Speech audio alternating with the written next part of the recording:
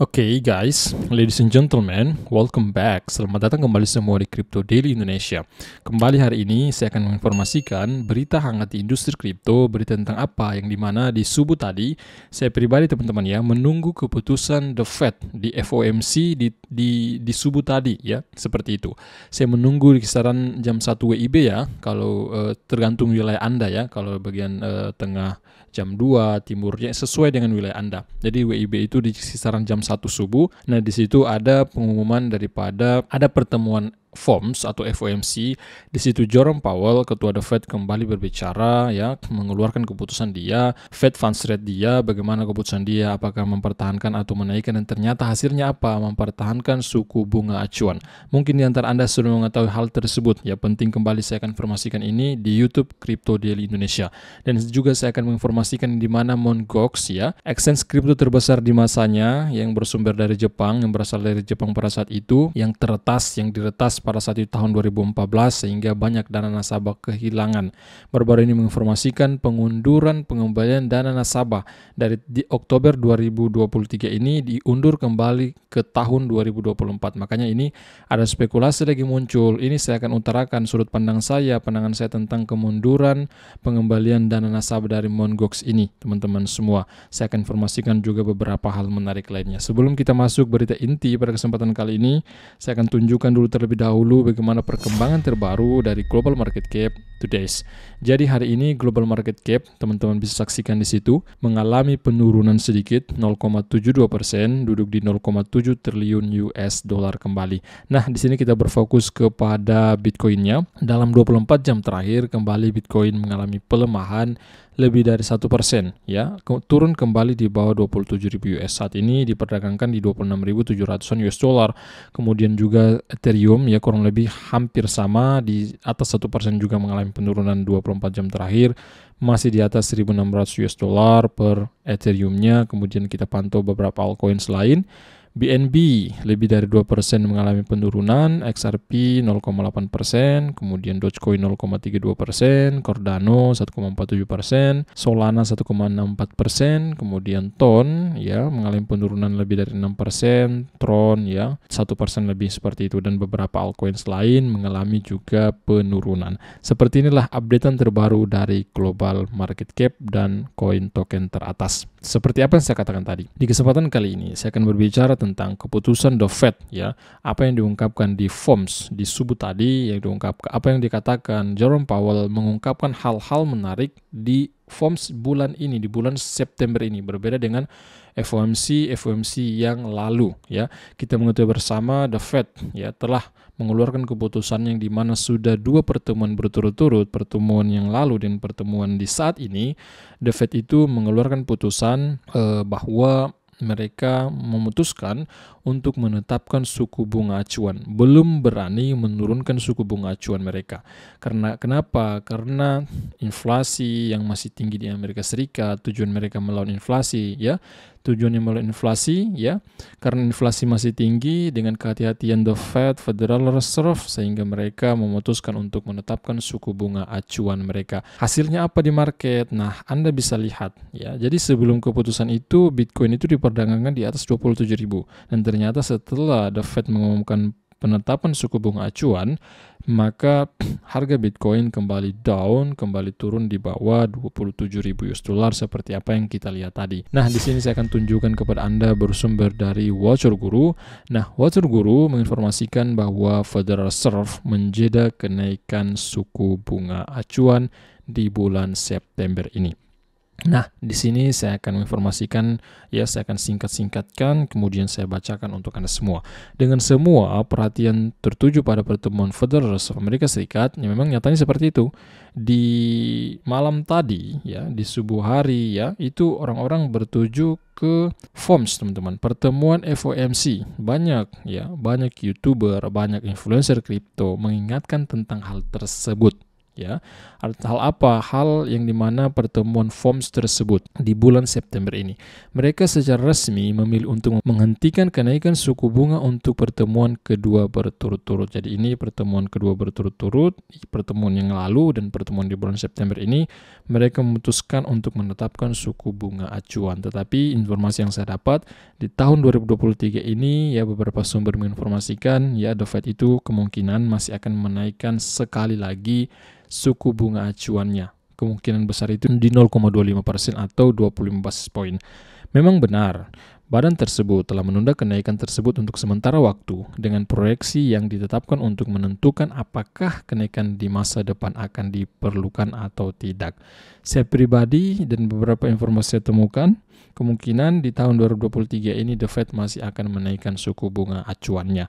Next, sejak Maret 2022 hingga 2023 ini, The Fed menaikkan suku bunga dalam 10 pertemuan, ya, dari tahun 2022 bulan Maret, ya, hingga 2023 di bulan September ini, bahwa The Fed itu sudah melakukan pertemuan dengan 10 kali melakukan kenaikan suku bunga acuan berturut-turut, teman-teman. Peningkatan ini berkisar antara 25 basis point hingga 50 basis point. Namun pada bulan Juni, The Fed memilih untuk menghentikan sementara kebijakan pengetatan yang telah berlangsung selama setahun tersebut, sebuah tindakan yang telah ditiru oleh para pejabat saat ini. Nah, di sini mungkin saya akan singkat-singkat saja ya, teman-teman semua. Saya akan tunjukkan saja berita yang sangat penting yang perlu Anda ketahui. Forbes, ini bersumber dari Forbes, melaporkan bahwa setidaknya 1 kali kenaikan suku bunga lagi diproyeksikan terjadi pada tahun 2023. Ya, biasanya prediksi dari Forbes ini biasanya sih dengan analis yang mereka miliki, analis handal, berpengalaman, maka biasanya itu benar, teman-teman. Di tahun 2023 ini akan terjadi lagi sekali kenaikan suku bunga acuan. Tapi kita buktikan nanti ya, di beberapa bulan ke depan apakah memang The Fed akan menaikkan kembali sekali ya suku bunga acuannya. Next up, selain itu, Powell sendiri telah menyatakan bahwa para pejabat siap untuk terus menaikkan suku bunga dalam perjuangan mereka melawan inflasi.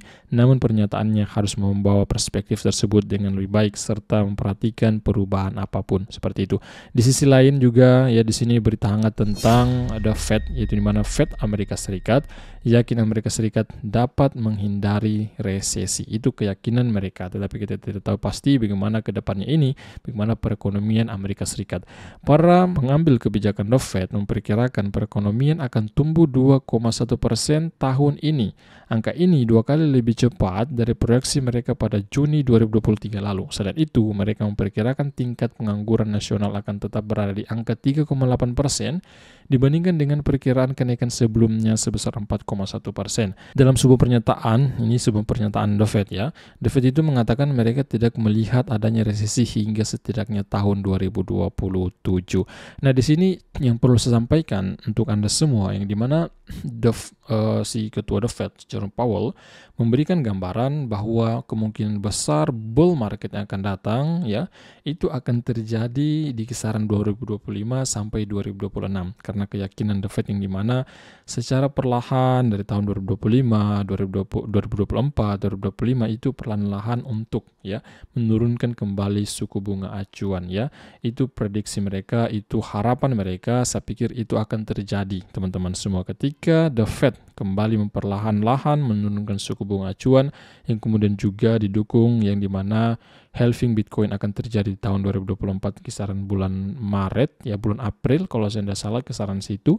Halving Bitcoin akan terjadi pula, teman-teman semua. Makanya didukung dengan hal-hal tersebut. Nah, di sisi lain, di sini saya akan tunjukkan beberapa perspektif saya pribadi. Saya menemukan beberapa informasi dari World Blockchain, yang dimana juga ya bukan dari World Blockchain juga, dari The Block juga menginformasikan dimana penundaan kembali pengembalian dana nasabah dari Mt. Gox Exchange yang bangkrut di tahun 2024. Bangkrutnya karena peretasan besar-besaran terjadi, pencurian besar-besaran terjadi di bursa tersebut. Penundaannya kapan? Sampai kapan? Nah, di sini mereka menundanya itu sampai 2024 Oktober ya di sini. Oktober ya, tanggal 31 di tahun 2024. Kenapa saya katakan ini? Kenapa saya informasikan ini? Sebenarnya sinyal teman-teman. Dalam beberapa video yang lalu, entah di beberapa minggu yang lalu atau beberapa bulan yang lalu, informasi datang di mana Mt. Gox akan mengembalikan dana nasabahnya di bulan Oktober tanggal 31. Nah, spekulasi muncul ya di pelaku pasar, pelaku market. Spekulasinya apa? Ketika dana nasabah ini dikembalikan, nah ini dana nasabahnya yang dimiliki ya. Mt. Gox itu memiliki sekitar 142.000 Bitcoin ya. Kalau didolarin untuk harga saat ini di 3,8 miliar dolar. Dan kemudian juga Bitcoin Cash mereka memiliki sekitar 143.000, di dolar ini 30 jutaan dolar. Kemudian juga memiliki sekitar 69 miliar yen. Teman-teman semua. Nah, di sini saya katakan, jika memang 50% saja dari kepemilikan Mt. Gox ini dikembalikan, kemudian orang-orang ini menjualnya, teman-teman, tidak sabar menjualnya karena sudah sangat lama menahan, karena sudah sangat lama dana mereka tertahan di Mt. Gox, maka kemungkinan ketika dijual 50% saja saya pikir dampaknya di market akan terjadi. Tetapi karena penundaan pengembalian sampai tahun 2024 ini di bulan Oktober, maka spekulasi itu hilang. Artinya spekulasinya apa? Spekulasi orang-orang takut jangan sampai dana ini dilepas di market. Saya pikir seperti itu. Nah, ini informasi dari The Block ya, di mana Mt. Gox memperpanjang batas waktu pembayaran kreditur rehabilitasi dari 31 Oktober 2023 menjadi 31 Oktober 2024. Namun pembayaran kembali beberapa kreditur mungkin masih akan dimulai pada akhir tahun ini. Seperti itu teman-teman semua, saya pikir informasi kali ini ya, berita besar datang di industri ini. Semoga informasi yang kami sampaikan, yang kami sajikan di video di kesempatan kali ini dapat memberikan wawasan untuk Anda semua. Semakin pahamnya Anda di industri kripto, semakin cerdasnya Anda di industri kripto. Maka dari itu jangan lewatkan diri Anda untuk subscribe YouTube channel Crypto Daily Indonesia teman-teman ya. Jika kami ada waktu, kami akan menginformasikan berita-berita besar melalui YouTube channel Crypto Daily Indonesia, dan jangan lewatkan Anda mengikuti kami di Twitter atau di X. Di situ kami sering-sering menyampaikan kepada Anda semua informasi terbaru di industri ini. Cukup sekian dengan Sofyan di sini. Sampai jumpa video besar berikutnya. See you. Bye bye.